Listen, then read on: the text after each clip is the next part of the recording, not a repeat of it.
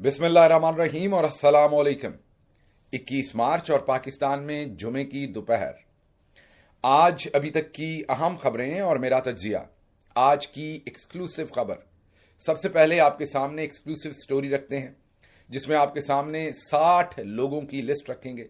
जी हाँ, ये लिस्ट आपने कहीं और नहीं देखी होगी। ये एक्सक्लूसिव स्टोरी है हमारी और ये लिस्ट आपको बताएगी कि ये पूरी फौज मरियम नवाज शरीफ के साथ उम्रे पर गई है और इन्हें प्रोटोकॉल मिला है। आपके खर्चे से बने हुए डिपार्टमेंट्स, आपके टैक्स से बना हुआ पूरा सिस्टम जो है वो मलका के लिए, रानी साहबा के लिए बिछा हुआ है और पूरी लिस्ट बनाकर भेजी गई है। आपके सामने इनके नाम रख रहे हैं। इनकी और भी बहुत सारी इंफॉर्मेशन हमारे पास है, इनके पासपोर्ट नंबर्स और बहुत सारी चीजें, लेकिन वो हमने छुपा दी हैं इस लिस्ट में से, क्योंकि हम ये समझते हैं कि लोगों की कॉन्फिडेंशियल इंफॉर्मेशन जो है वो भले आप रिपोर्टिंग कर रहे हैं फिर भी सामने नहीं रखनी चाहिए। लिस्ट अगर आप मुलाहजा फरमाएं तो आपको अंदाजा होगा कि ये जो 60 नाम है इसमें खानदान के भी बहुत सारे नाम हैं, इसमें दोस्त भी बहुत सारे हैं, इसमें बहुत सारे टाउट्स भी हैं, इसमें बहुत सारे डिफरेंट किस्म के लोग हैं, छोटे बड़े, बच्चे, बूढ़े, खवातीन, मर्द, मतलब पूरा टब्बर जो है वो 60 लोगों पर मुश्तमिल जो है ये प्रोटोकॉल की लिस्ट है। ये प्रोटोकॉल की लिस्ट मरियम नवाज के ऑफिस से निकली और पहुंची एयरपोर्ट। एयरपोर्ट अथॉरिटीज को ये पाबंद बनाया गया कि इन तमाम 60 लोगों को वीआईपी प्रोटोकॉल देना है। इसमें हमजा शहबाज भी गए हैं, इसमें चौधरी मुनीर भी गए हैं और भी बहुत सारे अकाबरीन जो हैं वो इस लिस्ट में, या कुछ नाम इस लिस्ट से शायद एक आध दो बाहर होंगे। हो सकता है कोई इस लिस्ट में हो और वो मिस कर गया हो, ना गया हो, लेकिन ये वो प्रोटोकॉल की लिस्ट है जो हम आपके सामने रख रहे हैं, जो एक्सक्लूसिव हमारी स्टोरी है। और हम आपके सामने ये लिस्ट दिखा रहे हैं कि किस तरीके से इस मुल्क को लूटा जा रहा है। और फिर चौधरी निजामुद्दीन साहब कहते हैं कि गवर्नेंस के गैप हैं, हजूर इनको लाएं आप गवर्नेंस के गैप फिल करने को। ये करोड़ों रुपए के बैग हाथ में पकड़ते हैं। अवाम के पैसे से चलने वाला वजीर आजम का जो जहाज है उसको इन्होंने टैक्सी बना लिया हुआ है और पाकिस्तान एयरफोर्स के जहाज इनको लेकर फिरते हैं। जब आप एतराज करें तो कहते हैं हम अपने पैसों से जाते हैं। ये अच्छे अपने पैसे हैं, हमारी समझ से बाहर है कि क्या अब टैक्सी के तौर पर प्राइम मिनिस्टर का या पाकिस्तान एयरफोर्स का जहाज अवेलेबल है? अगर है तो क्या पाकिस्तान के दूसरे शहरियों को भी ये सहूलत मुयसर है? तो ये एक एक्सक्लूसिव स्टोरी थी। आपको याद है हमने सबसे पहले आपको ये बताया था कि ये एक बड़ी फौज के साथ वहां पर उम्रा करने तशरीफ लेकर गई हैं और वहां पर इस वक्त शहबाज शरीफ भी हैं और आर्मी चीफ भी हैं। Army chief general Asim Munir, तमगा इम्तियाज मिलिट्री, वो और शहबाज शरीफ कल मोहम्मद बिन सलमान से मिले हैं, वो भी तस्वीर सामने आई हैं। तो वो बकलम खुद भी वहां मौजूद हैं और फिर सारी ये पूरे का पूरा कुनबा और फौज जो है ये मरियम साहबा का सरकारी प्रोटोकॉल के लिए ये सब कुछ भेजा गया। इनके सीट नंबर्स, पीआईए की फ्लाइट, ये सब कुछ लग ये रहा है कि शायद पीआईए की, ये मुझे हतमी पता नहीं आखिरी बात, लेकिन जितनी तादाद में इनको सीटें दी गई हैं लग रहा है कि शायद इनकी ख्वाहिश पर कोई स्पेशल फ्लाइट चलाई गई होगी या फिर फ्लाइट्स ब्लॉक करके एक ही फ्लाइट में, वरना 60 सीटें इनको देना, और इन्होंने 2 हफ्ते पहले तैयारी ये शुरू की होगी और ये मुमकिन नहीं है। तो या तो लोगों की बुकिंग कैंसिल की है या फिर कोई स्पेशल फ्लाइट चलाई है, ये मेरे इल्म में नहीं, इस पर भी काम करेंगे। लेकिन ये पहली एक्सक्लूसिव खबर थी कि किस तरीके से आपके पैसे को, आपके रिसोर्सेज को लूटा जाता है और ये लोग पाकिस्तान को और पाकिस्तान के इदारों को और पाकिस्तान के रिसोर्सेज को अपनी जाती जागीर समझते हैं और उसी तरीके से उसे इस्तेमाल करते हैं।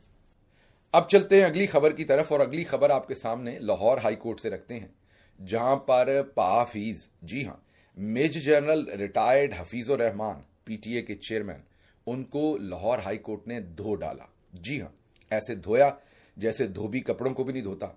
उन्हें कुछ पता नहीं था, नालायकी की इंतहा थी।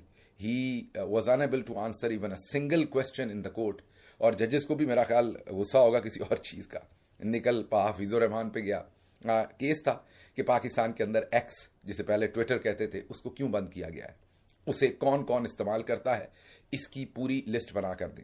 हफीजुर रहमान वहां बकलम खुद तशरीफ लेकर गए अपने नौरानी चेहरे के साथ, अपनी भरपूर पर्सनालिटी के साथ, और जज साहबान ने पूछा कि आपने वो लिस्ट जमा करवाई, तो लिस्ट इन्होंने जमा नहीं करवाई थी।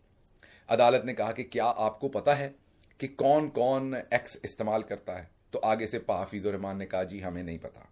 उन्होंने कहा अगर आपको पता नहीं तो फिर आप किस प्रिटेक्स्ट पे इसको बंद कर रहे हैं? अगर आपको पता ही नहीं कौन इस्तेमाल कर रहा है और किसने गलत काम किया, तो फिर आप इसको बंद क्यों कर रहे हैं या आपने बंद क्यों किया? उस पर पाजी के पास कोई जवाब नहीं था और ये कहा कि हमारे पास कोई ऐसा सिस्टम नहीं कि हम बता सकें कि कौन कौन इस्तेमाल कर रहा है। फिर पाफी से पूछा कि क्या आप एक्स इस्तेमाल करते हैं? उन्होंने कहा नहीं जी, मैं नहीं करता। फिर उनसे सवाल पूछा गया कि क्या पीटीए एक्स इस्तेमाल करता है? उन्होंने कहा जी करता है। उन्होंने फिर पूछा कि क्या पीटीए वीपीएन लगाकर एक्स इस्तेमाल करता है? जवाब आया जी मुझे पता नहीं है। फिर जवाब आया जी करता है। फिर पूछा गया क्या वीपीएन लगाना हलाल है? उन्होंने कहा मीन वीपीएन इस्तेमाल करना कानूनन जुर्म है या नहीं है? उन्होंने कहा ट्विटर पर इस्तेमाल करना जुर्म है। वैसे जुर्म नहीं है क्योंकि इंडस्ट्री के और लोग इस्तेमाल करते हैं। अदालत ने काउंटर सवाल किया कि अगर वीपीएन लगाना जुर्म है ट्विटर के लिए तो फिर पीटीए का क्यों इस्तेमाल कर रहा है अकाउंट, या पीटीए इसको क्यों इस्तेमाल कर रही वीपीएन लगा के? उस पर पाहफीज के तोते उड़ गए। पाहफीज अपने वकील की तरफ देखेंगे मुन्नू चढ़वा बार, अब वकील क्या करे वहां, तो वो कोई, मेरा मतलब है कि कोई फौजी छावनी तो है नहीं कि उसमें मेजर जनरल साहब जो कह देंगे वही माना जाएगा। वहां पर तो अदालत है, आगे अदालती जज हैं। ठीक है, आजकल अदालतों को इन्होंने कंप्रोमाइज करवा लिया, लेकिन फिर भी लार्जर बेंच बैठा हुआ था, जवाब तो देने थे। और पाहफीज को फिर गोडा फेर दिया अदालत ने, मादद के साथ इस टर्म का। लेकिन पाहफीज को समझ नहीं आ रही थी कि मैं क्या करूं। पाहफीज ने फिर आखिर पर कहा कि जी देख लेते हैं। उन्होंने कहा क्या देख लेते हैं? सर देख लेते हैं पीटीए क्यों इस्तेमाल कर रहा है इसको वीपीएन लगाकर। फिर उनसे पूछा गया कि एक्स इस्तेमाल करने के लिए ही वीपीएन जो है वो ब्लॉक है, बाकी सब के लिए नहीं है, या मतलब बाकी सब के लिए गैर कानूनी नहीं है? उन्होंने कहा नहीं, बाकी कामों के लिए एक्स, बाकी कामों के लिए वीपीएन गैर कानूनी नहीं है, सिर्फ एक्स के लिए। तो अदालत ने पूछा तो नहीं, लेकिन इससे लगता ही है कि ये जो पोर्नोग्राफी और गंदी फिल्में हैं, ये जिसका धंधा आपको पता है बड़ा अरूज पे है पाकिस्तान में, तो हमारे चौधरी साहब सबकी रखते हैं। तो लगता है कि पाहफीज ये कहना चाह रहे हैं कि भले गंदी फिल्में देखो, कुछ भी करो, वीपीएन पे सब ठीक है, सिर्फ आपने एक्स को इस्तेमाल नहीं करना। एक्स इस्तेमाल नहीं किया जा सकता, बाकी हर चीज वीपीएन के साथ इस्तेमाल की जा सकती है। फिर उन्होंने अगला सवाल पूछा कि आप जब कह रहे हैं कि वीपीएन जो है वो गैर कानूनी है और आपका जो पीटीए है वो वीपीएन लगाकर ट्विटर अकाउंट इस्तेमाल करता है, तो क्यों करता है? आपने एक तरफ पाबंदी लगा रखी है, फिर खुद इस्तेमाल करते हैं। फिर कोई समझ नहीं था, फिर बगलें झांक रहे थे। फिर कहा कि जी वो हमारे खिलाफ प्रोपेगेंडा होता है, उसका जवाब देना होता है। मतलब आप इनकी हालत देखें, मतलब आपने प्रोपेगेंडे का जवाब देना है, बाकी लोग ना दें, बाकी लोगों के अकाउंट बंद कर दें, आप वीपीएन लगा के इस्तेमाल कर सकें और आपके लिए हलाल है, बाकी सब मुल्क के लिए हराम है। फिर उन्होंने पूछा कि आप, अदालत ने नालायक का लफ्ज तो नहीं इस्तेमाल किया, लेकिन अदालत ने यह कहा कि बहुत मायूसी हुई, आपको तो किसी चीज का भी नहीं पता, आप जैसे अफसर जो हैं उनको किसी बात का भी इल्म नहीं, हमें तो मायूसी हुई कि हमने आपको बुला क्यों लिया है, आपको तो, आपके पल्ले तो कुछ भी नहीं है। ये लफ्ज नहीं था पल्ले कुछ नहीं है, लेकिन ये कहा कि मायूसी हुई, आपको कुछ नहीं आता और आपने कोई होमवर्क नहीं किया। तो फिर आखिरकार जब फंस गए तो उन्होंने कहा कि अगर आप हुक्म देते हैं तो हम एक्स खोल देते हैं।